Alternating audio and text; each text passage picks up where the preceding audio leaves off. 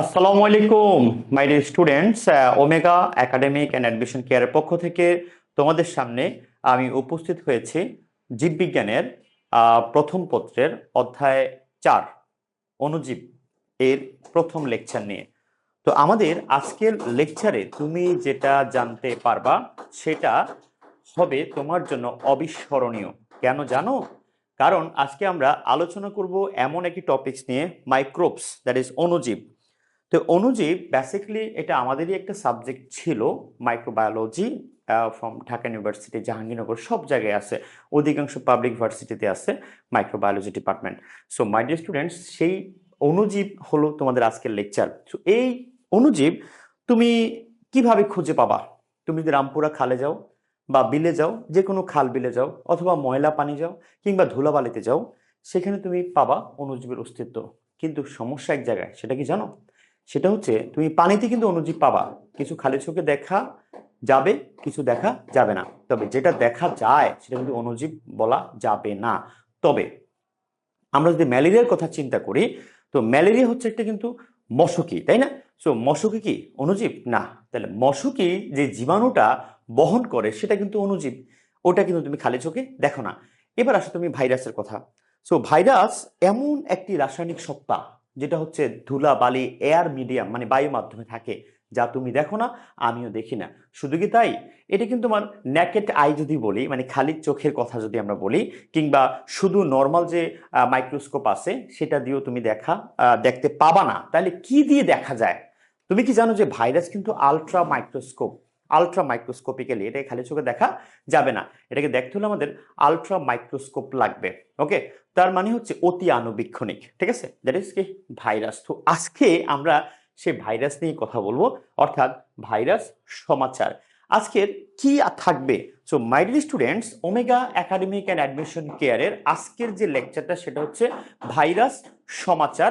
সাথেই আছি তোমাদের সবার প্রিয় আমি, অভি স্যার।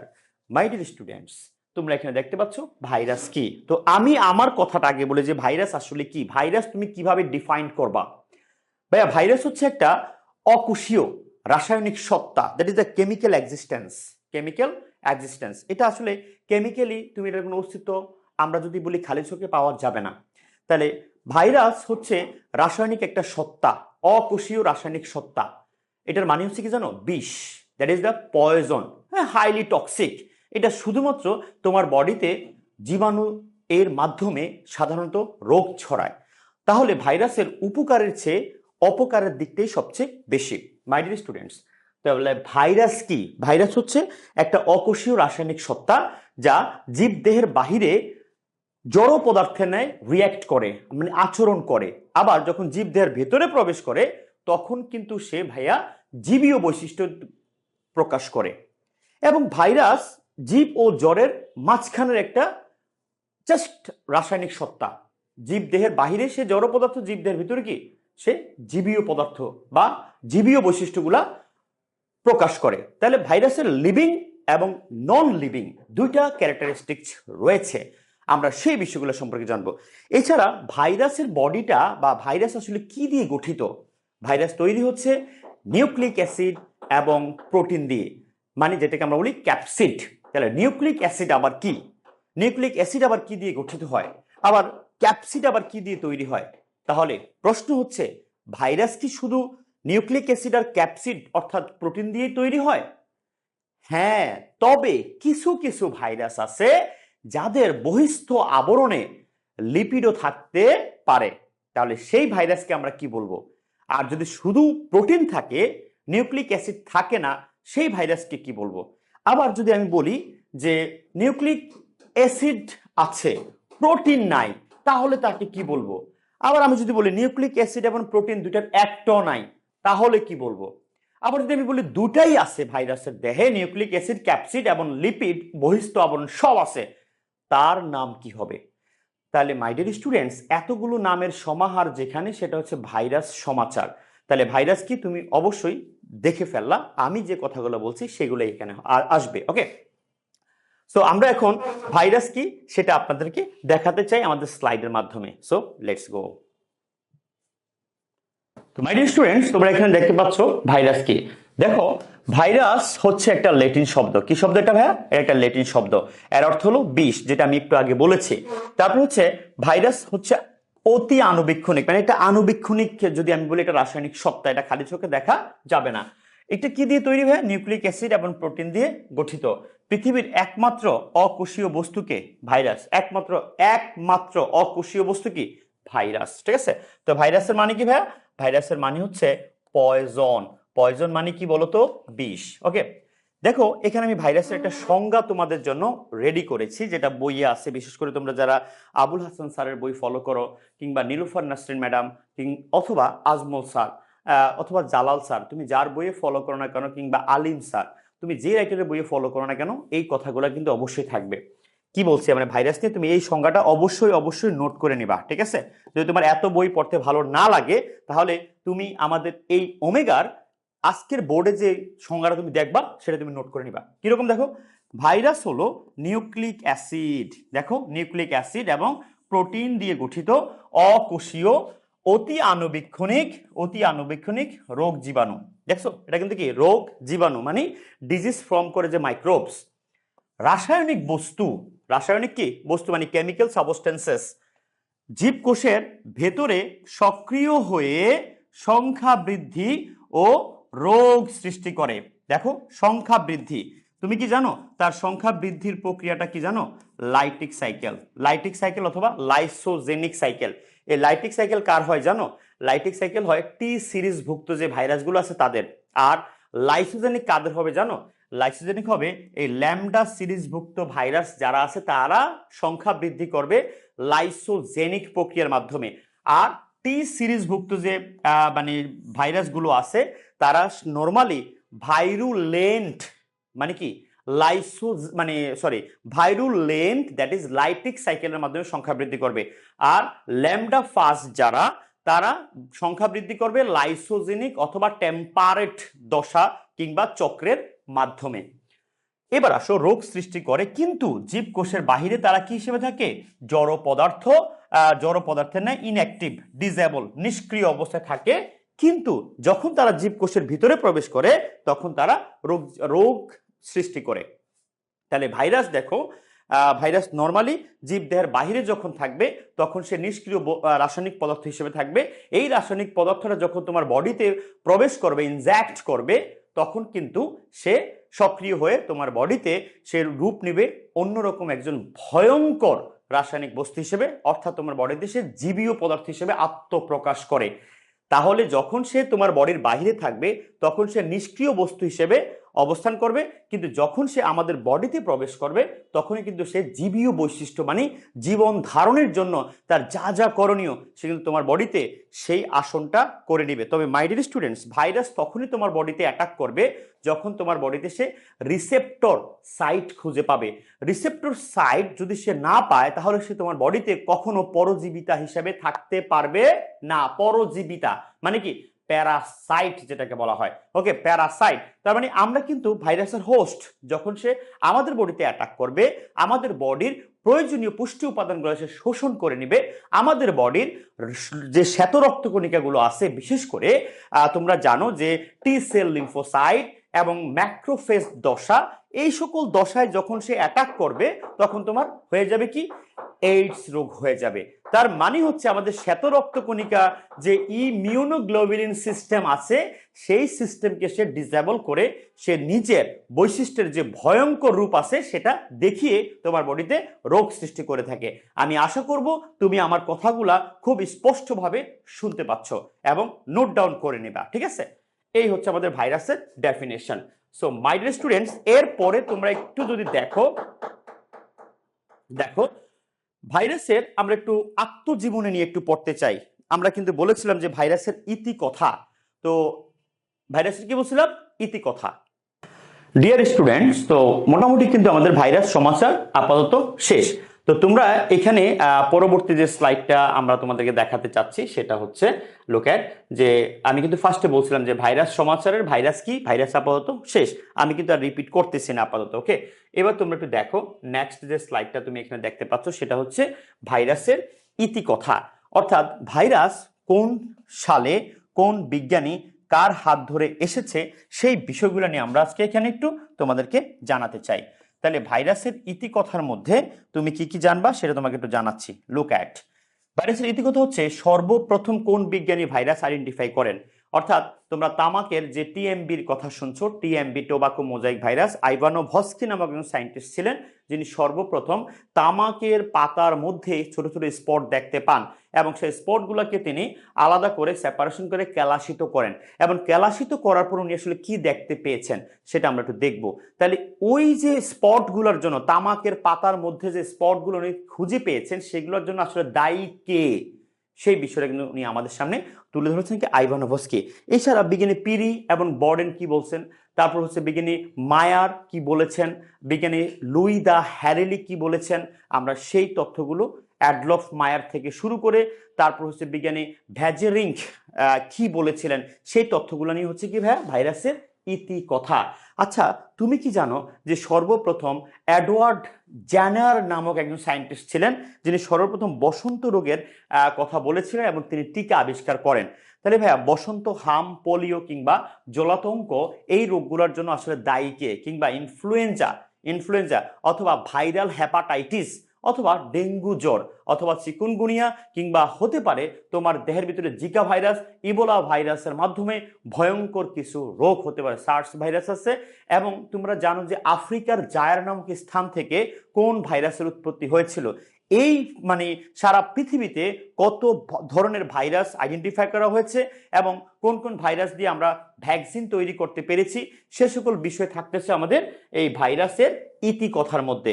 তাহলে ইতিকথার যে সালগুলো আছে, যারা মেডিকেল পাপি বান্দা আছো, যারা মেডিকেলে ভর্তি পরীক্ষা দেওয়ার ইচ্ছা পোষণ করতেছো কিংবা ঢাকা বিশ্ববিদ্যালয় অথবা বিশ্ববিদ্যালয়ের স্বপ্ন দেখতেছো, তাদের জন্য ইতিকথাটা অনেক বেশি ইম্পর্টেন্ট, কিন্তু একাডেমিক সেগমেন্টে অতটা কাজে লাগবে না। ওকে, তো আমরা এখন দেখব ইতিকথায় কি কি বলা হয়েছে।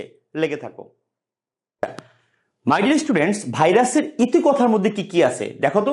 ইতিকথা হচ্ছে, দেখো 1796 সালে বিজ্ঞানী এডওয়ার্ড জেনার ভাইরাস গঠিত বসন্ত রোগের কথা উল্লেখ করেন। 1886 সালে মায়ার, বিজ্ঞানী সায়েন্টিস্টকে মায়ার সর্বপ্রথম ভাইরাস দিয়ে সৃষ্ট মোজাইক রোগের বর্ণনা করেন। তাহলে আইভানোভস্কি যে কথাটা বলেছিলেন যে আসলে তামাকের যে পাতা আছে সেই পাতার মধ্যে ছোট ছোট যে টিকাগুলো স্পটগুলো আছে সেগুলোর জন্য দায়ী মূলত একটা রাসায়নিক পদার্থ যার নাম পরবর্তীতে আসছে কি ভাইরাস, এটা একটা জীবাণু, ওয়ান কাইন্ডস অফ কি জীবাণু। তাহলে জীবাণুর নামটাই আমরা পরবর্তীতে কি হিসেবে জানি, ভাইরাস হিসেবে জানি। 1892 সালে রাশিয়ান বিজ্ঞানী দিমিত্রি আইভানোভস্কি প্রমাণ করেন তামাকের মোজাইক রোগের জীবাণু ব্যাকটেরিয়া হতেও কি ক্ষুদ্র আকারের। তার মানে হচ্ছে তুমি যে ফিল্টারে ব্যাকটেরিয়াকে ফিল্টার করতে পারবা বা ক্যালাস করতে পারবা, সেই ফিল্টারে ভাইরাস ফিল্টার করা যাবে না, কারণ ভাইরাস ব্যাকটেরিয়ার চেয়ে আরো অনেক ক্ষুদ্র। তার মানে হচ্ছে আমরা যেটা শিখলাম বা জানলাম যে ভাইরাসের পূর্বেই ব্যাকটেরিয়ার সম্পর্কে জানতেন সায়েন্টিস্টরা। ওকে, 1901 সালে এসে বিজ্ঞানী ওয়াল্টার রিড সর্বপ্রথম মানবদেহে পিত জ্বর বা পিত জ্বর সৃষ্টিকারী ভাইরাস আবিষ্কার করেন। 1935 সালে নোবেল বিজয়ী আমেরিকান বিজ্ঞানী স্ট্যানলি তামাকের মোজাইক ভাইরাসকে আলাদা করেন, কেলাসিত করেন, পৃথকীকরণ করেন। এবং করার পরে 1937 সালে বিজ্ঞানী ব্যাডেন এবং বিজ্ঞানী পিরি টিএমবি ভাইরাসে কি আছে, নিউক্লিক অ্যাসিড ও প্রোটিন দিয়ে গঠিত। অর্থাৎ তামাকের যে মোজাইক ভাইরাসটা ছিল এটা একটা মোজাইকের মতো, এটা কি দ্বারা গঠিত এটা হচ্ছে তোমার নিউক্লিক অ্যাসিড এবং প্রোটিন সমন্বয়ে তৈরি। এই নিউক্লিক অ্যাসিডের মধ্যে আছে আবার দুইটা, একটা ডিএনএ আছে আর এটা কি আছে বলতো, আর এটা তোমার আরএনএ, নিউক্লিক অ্যাসিড।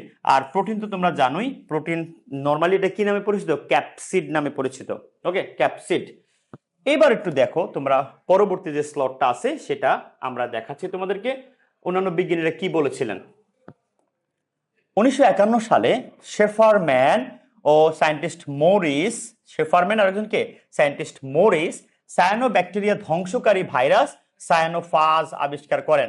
হচ্ছে তুমি এখানে ফাজ নামে একটা ভাইরাসের কথা পাবা, ফাজ। এই ফাজ শব্দের অর্থ হচ্ছে টু ইট। এখন টু ইট মানে কি, বক্ষণ করা। যে সকল ভাইরাস মানব দেহের ভেতরে থাকা ক্ষতিকর ব্যাকটেরিয়াকে ধ্বংস করে বা খেয়ে ফেলে বা মেরে ফেলে তাদেরকে আমরা কি বলি? ফাজ ভাইরাস বলি। যেহেতু তারা ব্যাকটেরিয়াকে খেয়ে ফেলে বা মেরে ফেলে তাই তাদেরকে নাম দিচ্ছি কি আমরা? ব্যাকটেরিও ফাজ। এরপরে আসেন 1984 সালে 1952 সালে একজন নোবেল বিজয়ী বিজ্ঞানী ছিলেন যার নাম হচ্ছে এ লভ। তুমি কিন্তু আগেই শোনার কথা আমার লেকচারটা প্রথমে আমি বলে আসছি যে ভাইরাস তোমার দেহের বাইরে থাকলে সে কিন্তু জড় পদার্থ, আর ভিতরে থাকলে কি জীবীয় পদার্থ। তাহলে ভাইরাসের জীবীয় এবং জড় দুইটা বৈশিষ্ট্যই আছে। কিন্তু একজন সায়েন্টিস্ট যিনি 1952 সালে উনি বলেছিলেন a love, a virus is a virus, a virus is a virus, virus ভাইরাসই। ভাইরাস জীব না, জড় পদার্থ না, বরঞ্চ ভাইরাস জীব ও জড়ের মধ্যকার একটা সেতু বন্ধন মাত্র। ওকে, সেতু বন্ধন। আমাদের একাডেমিকে এই প্রশ্নটা কিন্তু আসে। আমি দুইটা প্রশ্ন অলরেডি বলে ফেলছি, অ্যান্সার বলে দিয়েছি, কোশ্চেনটা বলা হয়নি। কি ধরনের প্রশ্ন? ভাইরাসকে জীব ও জড়ের সেতু বন্ধন বলা হয় কেন? 5 স্টার মারো, এটা আসবে, 100% শিওর থাকো আসবে। বাংলাদেশের নাম চেঞ্জ হয়ে বঙ্গদেশ হতে পারে, মাগার এই কোশ্চেনটা মিস হবে না, শিওর শর্ট লিখে রাখো হৃদয়ের মাঝখানে, এটা আসবেই। সেকেন্ড কোশ্চেন হচ্ছে ভাইরাসের জীবীয় ও জড় বৈশিষ্ট্য সমূহ লিখো, এটা গ নম্বরের প্রশ্ন, এটাও আসবে। ভাইরাসের জীবীয় ও জড় বৈশিষ্ট্য সমূহ লিখো, বা সাদৃশ্য বৈসাদৃশ্যগুলো তোমাকে লিখতে বলবে। মাই ডিয়ার স্টুডেন্টস, এই দুইটা প্রশ্ন অনেক বেশি ইম্পর্টেন্ট। আর যদি তুমি অ্যান্সার সম্পর্কে জানতে চাও তাহলে আমাদের স্লাইডটা তোমাকে অবশ্যই ফলো করতে হবে। নেক্সট আসো, 1984 সালে বিজ্ঞানী গ্যালে HIV ভাইরাস আবিষ্কার করেন, মানে যেটা হচ্ছে human immuno deficiency virus, HIV virus, যেটাতে এইডস রোগ হয়। কি রোগ হয়? এইডস, তোমরা জানো সবাই, AIDS, এইডস রোগ, কথা বুঝছো মাই ডিয়ার স্টুডেন্টস? এরপর দেখো 1989 সালে Harvey J Alter hepatitis C, যেটাকে বলা হয় কি তুষের আগুন, তুষের আগুন ধীরে ধীরে তোমার বডিকে জ্বালিয়ে দিবে, পুড়িয়ে দিবে, সাইলেন্ট কিলার, তুষের আগুন হেপাটাইটিস সি ভাইরাস আবিষ্কার করেন। তারপর হচ্ছে পিসি বর্ডেন এবং NW পিরি, তারা এটা আবিষ্কার করেন যে ভাইরাসের কি আছে, রাসায়নিক প্রকৃতি আছে, মানে নেচার, দেখেন এটা কেমিক্যাল নেচার আছে, এই কথাটা তারা বর্ণনা করেন। 1962 সালে এসে বিজ্ঞানী স্ট্যানলি এবং ভ্যালেন্স বলেন ভাইরাস এমনিতে কি জড় বস্তুর ন্যায়, জড় বস্তুর ন্যায়, ভাইরাস আসলে জড় বস্তুর ন্যায়। 1974 সালে এসে বিজ্ঞানী সালে বলেন ভাইরাস রাসায়নিক অণু, ভাইরাস কি রাসায়নিক অণু ও সজীব কোষের মধ্যবর্তী পর্যায়ের এক প্রকারের বস্তু। তাহলে মাই ডিয়ার স্টুডেন্টস, তোমরা অবশ্যই বুঝতে পেরেছো যে ভাইরাসের ইতি কথা বলে কিছু আছে, ইতিহাস আছে, ভাইরাস আবিষ্কারের আছে অনেক জল্পনা, অনেক কল্পনা। মাই ডিয়ার স্টুডেন্টস, আমরা তোমাদের সামনে তুলে ধরেছি আজকে ভাইরাসের সমাচার, ভাইরাস কি, ভাইরাসের আদ্যপান্ত কি ছিল, এবং ভাইরাস আবিষ্কারের ইতি কথা। তো ইতি কথার একবার লাস্ট কথা যদি আমি বলি তাহলে তুমি আমাকে এইটা বলতে পারো যে স্যার তাহলে ফাইনাল সামারিটা কি? দেখো my dear students, final summary হচ্ছে ভাইরাস জীব ও জড়, মানে জড় উভয় পরিবেশেই ভাইরাসের আবাস, মানে বসবাস করতে পারে। ভাইরাস সম্পর্কিত একটা বিদ্যা আছে আমাদের বায়োলজিতে, যার নাম কি ভাইরোলজি। লুই দ্য হ্যারেলি একজন সায়েন্টিস্ট ছিলেন যিনি ভাইরোলজির জনক হিসেবে আমরা জানি। লুই দ্য হ্যারেলি, কেউ কেউ সায়েন্টিস্ট দ্য স্ট্যানলিকেও ভাইরাসের জনক হিসেবে আখ্যায়িত করেন, মানে ভাইরোলজির জনক হিসেবে। ওকে, WM স্ট্যানলি, এই দেখো ভাইরোলজির জনক, ঠিক আছে, এটি MCQ আসতেই পারে। ভাইরাসের গড় ব্যাস কত? 8 থেকে কত 300 ন্যানোমিটার, হ্যাঁ, বড় থেকে সবচেয়ে ছোট থেকে সবচেয়ে বড়। এবং একটু লক্ষ্য করো এইটা কত থেকে কত, 8 থেকে 300 অথবা 12 থেকে 300 ন্যানোমিটার পর্যন্ত হতে পারে ভাইরাসের কি, ভাইরাসের ব্যাস। তোমরা জানো 1 ন্যানোমিটার সমান কত, 10⁻⁹ নাকি 10⁻10? বলো তো। আচ্ছা, ঠিক আছে, পারতেছো না, ঠিক আছে, আমরা একক নিয়ে কথা বলবো কোনো একটা সময়। আমরা ভাইরাসের বৈশিষ্ট্য কিন্তু শেষ করে দিয়েছি আপনাদেরকে।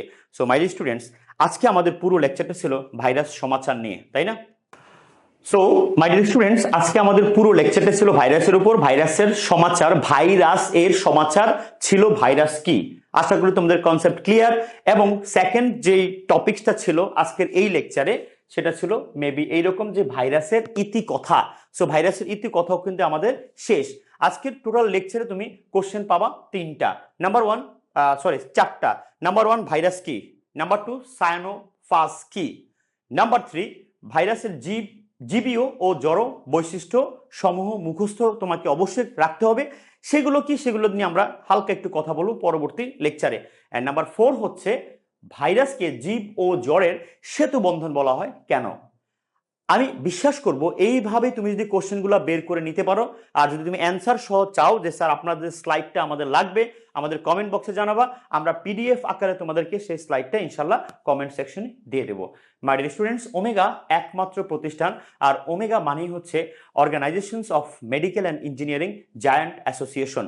এই ওমেগা পরিবারে তোমরা যারা সম্পৃক্ত আছো কিংবা দূর দূরান্ত থেকে আমাদের ক্লাসগুলা দেখো, আমাদেরকে কমেন্ট করো, আমাদেরকে অনুপ্রাণিত করো, তাদের জন্য থাকতেছে ওমেগা পরিবারের পক্ষ থেকে একরাশ ভালোবাসা।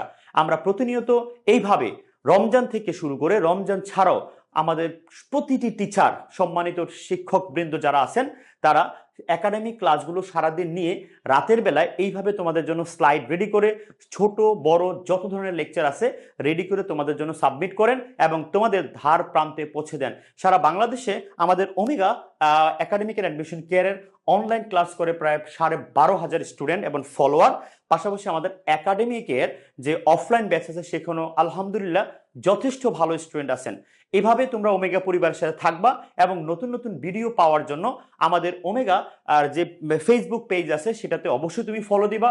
পাশাপাশি তোমাদের আরো কাছে যাওয়ার জন্য, তোমাদের পড়াশোনাকে আরো বেশি সহজ এবং স্মুথ করার জন্য, তোমার বেসিকটাকে অনেক বেশি ডেপথ অথবা ডিপ করার জন্য, সর্বোচ্চ লেভেলে নিয়ে যাওয়ার জন্য ওমেগা আমাদের ইউটিউব যে চ্যানেল আছে, ওমেগা স্কুল নামে একটা ইউটিউব চ্যানেল আছে, তুমি সেখানেও সাবস্ক্রাইব করে আমাদের প্লে লিস্টের ক্লাসগুলো দেখে তুমি তোমার পড়াশোনাটাকে আরো বেশি গোছানো এবং সামঞ্জস্যপূর্ণ করতে পারো। মাই ডিয়ার স্টুডেন্টস, আজকের মতো আমি বিদায় নিচ্ছি ভাইরাস সমাচার এর লেকচার থেকে। তোমরা আগামী ক্লাসে যে লেকচারটা পাবা সেটা হচ্ছে ভাইরাসের গঠন। ভাইরাসের গঠন আমরা এই ভাইরাস সমাচারের নেক্সট লেকচারে থাকবে ইনশাল্লাহ। সেই পর্যন্ত সবাই ভালো থাকবেন, ভালো রাখবেন, ওমেগা পরিবারের পাশেই থাকবেন। আসসালামু আলাইকুম। আসসালামু আলাইকুম। আসসালামু